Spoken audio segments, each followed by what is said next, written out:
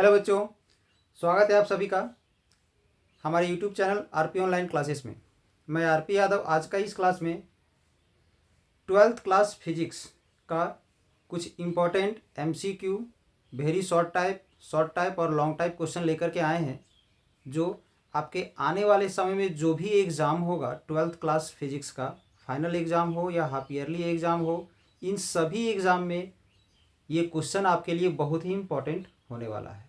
तो आज का क्लास में जो भी इम्पोर्टेंट क्वेश्चन हम बताने वाले हैं 12th क्लास फिजिक्स का, ये एक्चुअली में जो वीकली टेस्ट जो होता है, ठीक है, उस वीकली टेस्ट में 13 फरवरी 2025 को पूछा गया है।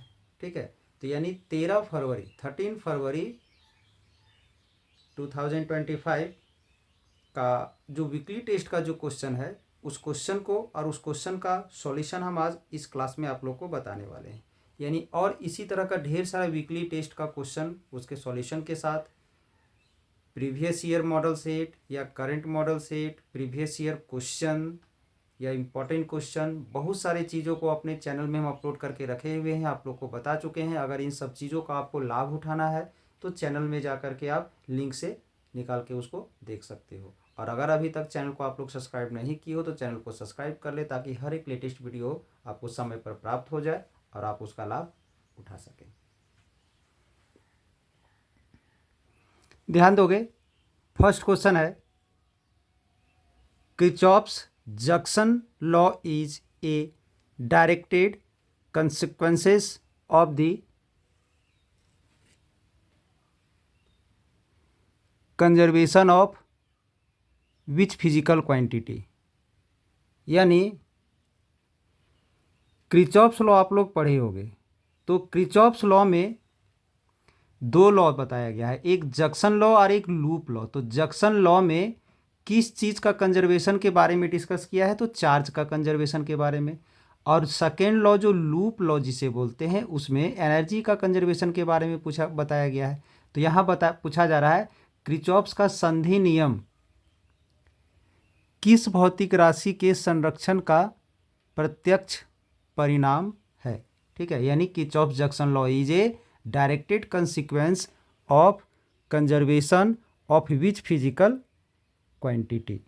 तो इसमें किस फिजिकल क्वांटिटी का कंजर्वेशन के बारे में बताया गया है, तो चार्ज। यानी फर्स्ट का आंसर क्या हो जाएगा, तो डी नंबर। ए में है एनर्जी, बी में है लीनियर मोमेंटम, सी में है एंगुलर मोमेंटम और डी में है चार्ज। यानी फर्स्ट का आंसर क्या हो जाएगा, डी नंबर, तो चार्ज। ठीक है, अब सेकेंड में है, ध्यान दोगे,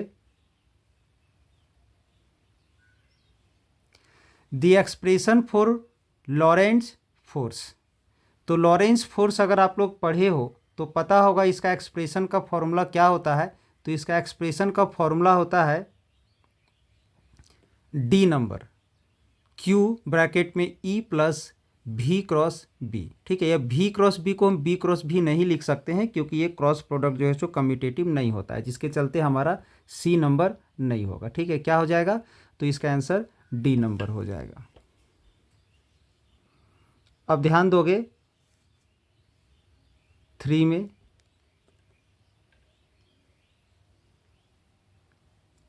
में है, when a lens is emerged in water it's focal length, जो कि बहुत ही इंपॉर्टेंट क्वेश्चन है, लगभग हर एक साल ये क्वेश्चन पूछा जाता है। When a lens is emerged in water it's focal length, जब एक लेंस को हम लोग वाटर में डुबा देंगे तो उसका फोकल लेंथ क्या होता है, तो उसका फोकल लेंथ जो है सो इंक्रीज कर जाता है। जब किसी लेंस को वाटर में डुबा दिया जाता है तो उसका फोकल लेंथ इंक्रीज करता है। यानी क्वेश्चन नंबर 3 का जो आंसर है वो क्या हो जाएगा, तो ए नंबर हो जाएगा।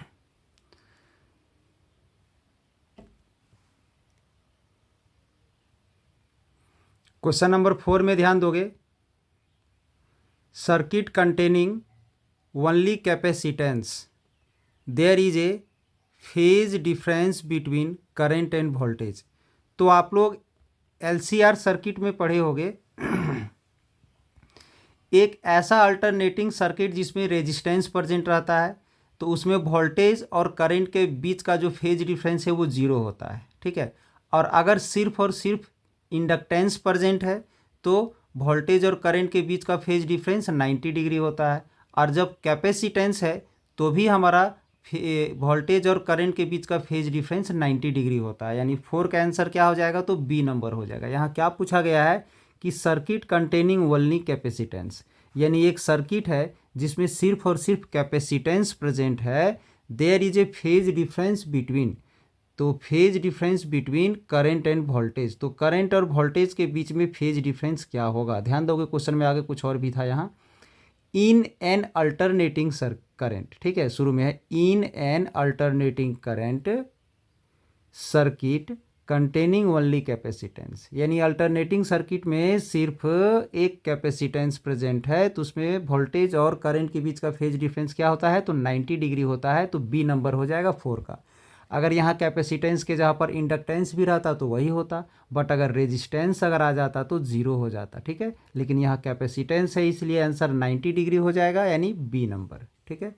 अब ध्यान दोगे 5 नंबर में ध्यान दोगे, which of the following has minimum wavelength, ठीक है, तो फर्स्ट है येलो रे, एक्स रे, अल्फा रे एंड गामा रे, तो इसमें से मिनिमम वेवलेंथ किसका होता है, तो ये भी बहुत इंपॉर्टेंट क्वेश्चन है जो लगभग हर साल पूछा ही जाता है। तो मिनिमम वेवलेंथ होता है, आप लोग को पता होना चाहिए, तो गामा रेज का, ठीक है, गामा रेज का वेवलेंथ जो है सो मिनिमम होता है, यानी यहाँ पर 5 का आंसर क्या हो जाएगा, तो डी नंबर हो जाएगा।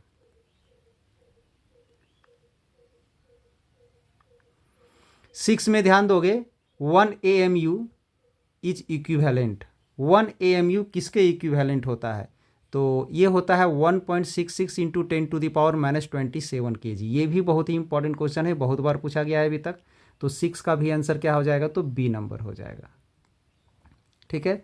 अब 7 में ध्यान दोगे, 7 में क्या है, ध्यान दोगे, electrons in an atom can move only in those orbit in which their angular momentum is an integral multiple of, तो ये हमारा कहाँ से आया है, तो बोर्स मॉडल का जो पोस्टुलेट्स है तो वहाँ से आया है, तो ठीक है, तो वहाँ पर ध्यान दोगे जो एंगुलर मोमेंटम जो था MVR, ठीक है, वहाँ पर MVR इक्वल टू क्या बताया गया था, तो NH/2π, N इंटू H/2π, यानी MVR जो है वो एंगुलर मोमेंटम है, तो एंगुलर मोमेंटम इक्वल टू क्या था, N into H/2π, that is H/2π का इंटीग्रल मल्टीपल, यानी यहाँ से आंसर क्या हो जाएगा, तो ए नंबर हो जाएगा, ठीक है। 7 का आंसर क्या होगा, तो ए नंबर, यानी इलेक्ट्रॉन उसी ऑर्बिट में मूव करता है, इलेक्ट्रॉन, ध्यान दो यहाँ पर दिया हुआ है, electrons an atom can move only in those orbits in which their angular momentum in an integral multiple of H/2π, ठीक है, यानी 7 का क्या हो जाएगा, तो ए नंबर हो जाएगा, ठीक है। अब आगे 8 में ध्यान दोगे, the energy of a photon with wavelength lambda is, यानी अगर उसका वेवलेंथ लैम्डा है तो उसका एनर्जी क्या होगा सो बताना है, तो 8 का आंसर हो जाएगा बी नंबर, Hc/λ, Hc/λ हो जाएगा, ठीक है।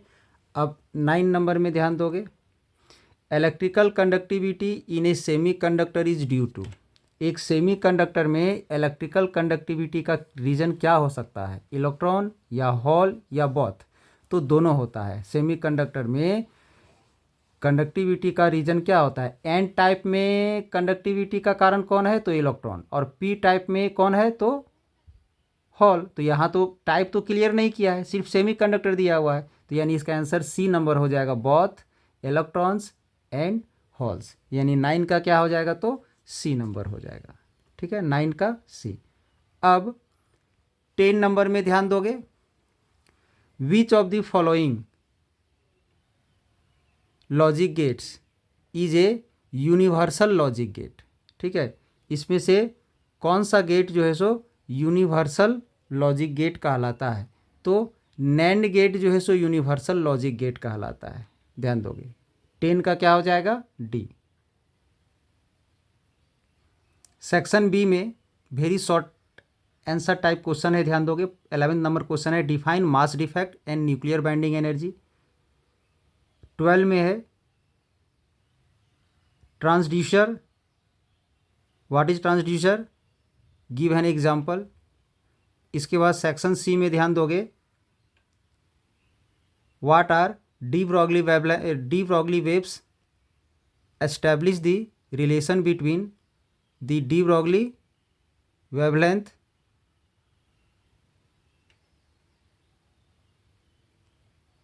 Of A particle of mass m and it's kinetic energy. ठीक है। इसके बाद है what is lenses law, it obeys the law of conservation of energy how. इसके बाद सेक्शन डी में क्या है सो ध्यान दोगे establish the formula for the refraction through a thin lens, यानी लेंस फार्मूला। ये क्या है, लेंस मेकर फार्मूला है। इस लेंस मेकर फार्मूला को एस्टैब्लिश करना है, यानी एक थिन लेंस में इसको प्रूव करना है।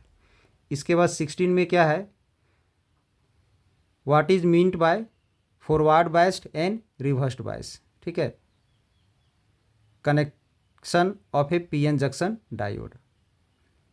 इसके बाद है इसी में ध्यान दोगे क्वेश्चन इसी में है with the help of a circuit diagram describe the working of a PN junction diode as a full wave rectifier. यहाँ पर सिर्फ फुल वेव रेक्टिफायर पूछा गया है, तो फुल वेव रेक्टिफायर ही आप लोग को बताना है, ध्यान रहे।